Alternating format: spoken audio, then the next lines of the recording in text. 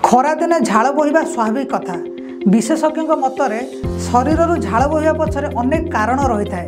ପ୍ରଥମତଃ, ଯଦି କୌଣସି ବ୍ୟକ୍ତି ଅତ୍ୟଧିକ ଶାରୀରିକ ପରିଶ୍ରମ କରିଥାନ୍ତି, ଦ୍ୱିତୀୟରେ ମୋଟାପଣତାରେ ଶିକାର ହୋଇଥିଲେ ବି ଶରୀରରୁ ଝାଳ ବୋହେ।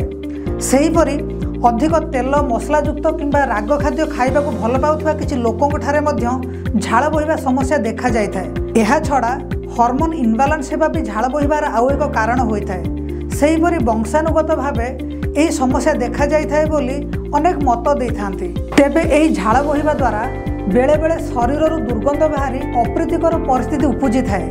ଏଭଳି ସମସ୍ୟାରୁ ମୁକ୍ତି ପାଇବା ପାଇଁ କିଛିଟା ସହଜ ଉପଚାର ମଧ୍ୟ ରହିଛି, ଯେମିତିକି ପ୍ରତିଦିନ ପରିଷ୍କାର ହୋଇ ଗାଧୋଇବା ସହ ଭଲ ବଡି ସ୍ପ୍ରେ ବ୍ୟବହାର କରିବା, ଡାଏଟ୍ରେ ଅଧିକ ମାତ୍ରାରେ ସତେଜ ପନିପରିବା ଏବଂ ଫଳମୂଳ ଖାଇବା, ପାଦକୁ ପରିଷ୍କାର ରଖିବା ସହ ପ୍ରତିଦିନ ପାଦରେ ପିନ୍ଧୁଥିବା ସକ୍ସକୁ ସଫା କରିବା, ତେଲ ମସଲାଯୁକ୍ତ ତଥା ରାଗ ଖାଦ୍ୟ ଯେତେ ସମ୍ଭବ କମ୍ ଖାଇବା, ଖରାଦିନେ ଢିଲା କଟନ ପୋଷାକ ପିନ୍ଧିବା ସହ ପ୍ରଚୁର ପରିମାଣରେ ପାଣି, ଫ୍ରୁଟ୍ ଜୁସ୍ ଆଦି ପିଇବା ଦରକାର।